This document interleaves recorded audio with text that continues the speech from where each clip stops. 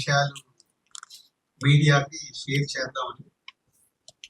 అందులో ముందుగా సంక్రాంతి అప్పుడు ఈగల్ సినిమాని ఛాంబర్ నుంచి రిక్వెస్ట్ చేస్తే వాళ్ళు మూవ్ ఆన్ అయ్యారు.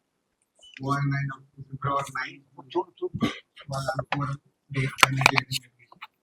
అప్పటికే భైరవ కోన సినిమా కూడా డేట్ అనౌన్స్ చేశారంట. మా నోటీస్ లో రాలేదు, ఛాంబర్ నోటీస్. పోతే తర్వాత మళ్ళీ ఏకే అనిల్ గారితో రాజేష్ గారితో మళ్ళీ ఛాంబర్ ద్వారా మాట్లాడి వారిని కన్విన్స్ మేము అడిగాము, వారు కన్విన్స్ అయ్యారు. థ్యాంక్ యూ రాజేష్ గారు. సో ఛాంబర్ ఇచ్చిన మాటకి మీలాంటి వాళ్ళు ముందుకొచ్చి దాన్ని ఈరోజు నిలబెడుతున్నందుకు చాలా హ్యాపీగా ఉంది. So thank you very much Rajesh గారికి. అండ్ అప్పుడు ఆల్రెడీ February 9కి వెళ్ళిన పీపుల్ మీడియా వాళ్ళకి చెప్పడం జరిగింది, వాళ్ళకి సాధ్యమంత మటుకు నంబర్ ఆఫ్ స్క్రీన్స్ ఆ సినిమా పడుతుంది ఏపీ తెలంగాణలో.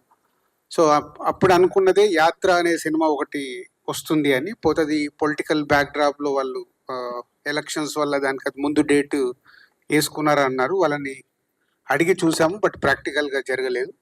అలాగే లాల్ సలాం అని తమిళ్లో రిలీజ్ ఉంది, రజనీకాంత్ గారు గెస్ట్ రోల్గా చేసిన సినిమా. వాళ్ళు కూడా సంక్రాంతికి అనుకుని రిలీజ్ మార్చుకున్నారంట. సో వాళ్ళకి ఏంటంటే మన ex chamber president N V Prasad గారు తెలుగులో రిలీజ్ చేస్తున్నారు. వాళ్ళకి మినిమం థియేటర్స్ దొరికినా మాకు చాలండి, we are not coming for any competition. So అది పీపుల్ మీడియా వారికి చెప్పడం జరిగింది ఈ రెండు సినిమాల గురించి.